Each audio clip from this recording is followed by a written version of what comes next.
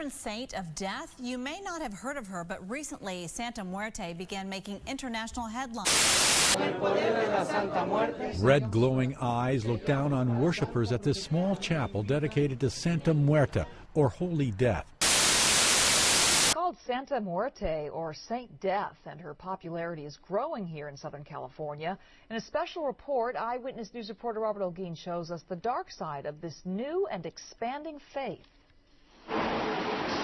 Inside a tiny storefront, near the votive candles and crosses, you'll find an ominous figure that's impossible to miss. A skeleton wrapped in a shroud made to look like money. She is Saint Death, otherwise known as Santa Muerte. We speak about God, about Jesus, but we also speak about Santa Muerte. Hola a todos y bienvenidos. Hi everyone. So in this video, I'm going to remake my other video that I had made because it was kind of terrible quality, and I wanted to talk about La Santísima Muerte. So in this video, I'll be explaining what she did for me and how she has helped me and how I started working with her and how she basically just came into my life. This goes back to when I was probably 19 years old, I believe, or turning 18 going 19, I believe.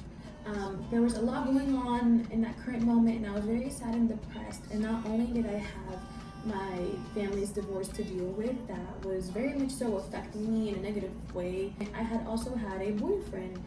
And this boyfriend was aware of the issues and kind of knew a little bit that was going on. And to make matters worse, this boyfriend ended up playing me with multiple girls, and I was very upset, and this piled onto my depression, making things worse. And at this moment, I had worked at Cricket Wireless, and I would go to work every day. And I would go to work every day sad, anxious, you know, like depressed, you know, just like I wanted to get this day over with because I wasn't in a positive mind state. So after that, excuse the cat, you hear the cat crying. So after that, I had a dream. And I didn't say anything about this dream. I didn't really think anything of it. This right here on the screen I was able to recreate is exactly what I saw in my dream. The skull and this background.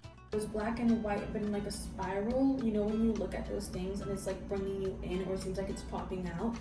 It was on one of those, so the head was on top of that, and that thing was just swirling in the back. But I didn't think much of it. So the next day I had gone to work again, and next to my job there was a mercado on the side. And this mercado was, you know, obviously, you know, Mexican Hispanic mercado. So I went in there with a family partner, and while walking in there, we decided to go all the way in the back, which was where the tortillas were. And upon entering that section, I realized that there was candles, and I saw a candle similar to maybe this one. It was definitely a little different though, and it was a skull, and I immediately go to my family member and I'm like, oh my god, she was in my dream, she came to my dream, I saw her, she was in my dream. Like I didn't know what it meant, but that's all I kept saying, she was in my dream, and I remember, I know she was in it, it was her, she was in it. I immediately get told that I need to work with her and to acknowledge her, because if I do not, things can go wrong and certain doors can be closed for me, or certain things will be prevented. So I decided to buy some candles of her, and this is where my journey began with La Santa Muerte. After I bought these candles, you know, I had gotten home and I was very excited, and I thought, I don't know what to do. How am I supposed to talk to her, you know? Like, I've never done this before, and luckily I happened to have a manzana. After getting the, you know, the manzana, I was doing what I felt I had to do. So I was, you know, being told to rub it all over me, and then I was being told to take a bite of it, and then I was being told to do a few other things by her. And at this very moment, I wasn't even sure if it was her, but I was just doing what I was being told. And I also lit her candle at this very moment. So I lit her candle and I had a manzana. After that, she comes forward and I'm seeing her, but not only am I seeing her, she's touching me. And I didn't tell anybody that I was depressed. I didn't tell my brothers, I didn't tell anyone, because I wanted to be this strong big sister. or that strong family member, if you get what I'm saying. I wanted to be the one that everybody would come to, you know, be vulnerable with. But I had nobody to be vulnerable with because I was so depressed and I just didn't know who to open up to about this. I had told everybody about it and I just didn't want to be that person that, you know, brings their negativity or depression onto other people, and then, you know, you start to feel like a little, I don't want to be around this person because they're too sad. So in this moment, she proceeds to grab my hand, and I'm feeling her energy. I'm feeling a hand that's literally grabbing me. And she tells me that it's all okay and that she understands and that she'll be here for me and that we're going to heal my heart or something along those lines. And I started to cry because I had nobody really at this moment in my life. You know, I was trying to be the macho person, the macho gal, and it wasn't really working out for me. But nobody around me could notice, and nobody was asking stuff. So when she did that, I started to cry, and she started to tell me, you know, your boyfriend, don't worry about him, we'll get him back, which we actually did. We did get him back, and then later on, I realized why we didn't work out, and why he wasn't the one for me. But this is where it started, and she comforted me, she took care of me, she checked in on me, and ever since then I've just worked with her. Now, I will not lie, I did have to put her away for some time because on my move out here I was not allowed to have her. The person that I was living with wasn't a believer, or not that they weren't a believer, but they didn't approve, which I completely respected. So I let her know that she was going to be put away for some time, but I kept her deeply in my thoughts and in my heart, and I always thought of her. After that moment, I realized how loving she was, how sweet she was, how amazing it was that she found her way to me to be there for me and comfort me. So I made an altar space for her, and in this altar space I had candles for her, I had water for her, I had manzanas, you know, el pan también, and we created a bond, but I never actually asked her for anything, and this is what I want to get into, some of the questions that I get asked a lot. So when working on a Santa Muerte, yes, of course you want to ask her for things. That might be why you're watching this video, but keep in mind, yes, she can give you everything you want. Yes, she can do miracles for you, but you have to put in work.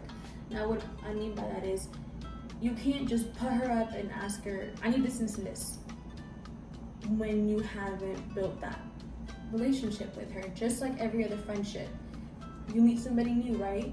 They say all your friends are, you know, getting in your car and they're like, oh, can I get a ride too? And you're like, I don't know you like that. So, like, why would I do you a favor if I don't really know you like that and I haven't seen how you are towards me? It's the exact same situation when it comes to spirits and also Santa Muerte. You want to create your relationship with her. I would suggest to personally not ask for anything until she sees that you are also willing to make up time for her. And I won't lie to you guys, I actually did stop looking for her for quite some time, but she always finds her way back to me, and it's a lot when I'm sad. She always shows up when I'm super sad or like things are drastically shifting for me, and she shows up. Santa Muerte is a great spirit to work with if you are serious. Santa Muerte is not something to be played with. She's a very serious spirit. Now, personally, I've never felt her upset side, like when she's mad at anybody. I haven't had that encounter with her, and that's because I stay trying to do the most and best for her. Now, what I mean by that is, it's a routine where every day you're gonna, or not every day, excuse me, everybody's different, but in my routine, I will come and pray to her, and I will acknowledge her, and I will talk to her for some time. And even sometimes, you know, you get your little cigar and you smoke it for her, for, you know, she likes it. Oh, marijuana también. She's always came through for me, and she's always had my back, I felt. And if she comes to you, I would recommend to work with her. I've heard of people that want to work with her, yes. But I think when she wants to work with you, she comes to you, it's so much of a different relationship / emotional level of bond. And in no way is this me trying to say that others' experiences aren't like mine and mine's more unique or anything like that. I'm not saying it in that way. What I'm stating is, if she comes to you, it's for a reason and you should acknowledge her. Another really cool thing about her is that she actually is, before she was a Santa Muerte, she was part of the Aztec. So she's actually an Aztec spirit. That she's a protector of women and kids. And no, she is not like evil or in any other way that you might think. I know she does have a bad rep, but even then we do have to remember she was part of the Catholic Church until she was casted out. Why was she casted out? I believe it was because of fear. But this is my video on Santa Muerte. Why I recommend for you to work with her, why I think you should work with her if she comes to you, why I believe she's amazing and she's great. Now, the comments I frequently get asked, people really want answers to is, what do I give her? It's nothing that you have to really overthink. I feel like in this craft, in my hand total, it's kind of, how to say this, not exaggerated, but people have taken it to certain levels where it feels like it's a must to have certain things. La verdad, you don't really have to have all this. If you want, you could just have a picture of her. And you can just get, you know, pancitos, manzanitas, incensos para ella. Incensos para ella. You can go to La Botanicas and they have an incense right there. Even then, check out your Botanicas if you want an actual little statue. This one right here was $5. You know, it's all about how serious you are. And even if you feel like your altar isn't coming together or doesn't look like you want it to look like everybody else's, keep in mind, Spirit sees the effort. Spirit sees it. They can hear it, you know, they can pick up on our thoughts. So I wouldn't be so quick to assume that she doesn't like this because all you have is a cup of water and un pan, and that's it. Don't overthink it. Another thing I would recommend if you do get her statues, bless them, you know, bless them and activate them. A lot of people give her a bad image. She's not a full-on bad spirit, you guys. There's a balance between her. Now, I do also get asked, what are the colors? What do the colors represent? Now, according to my research and according to what I have learned, originally it was black, red, and white. I was gonna say blanco. White, that were the original colors, and then the other ones came along. So the green one would be if you want to attract abundance, attract money, attract, you know, a new job. This red Santa Muerte. Now this is for like love and romance. The black one is also for protection, but I feel like I can associate the red one with protection as well.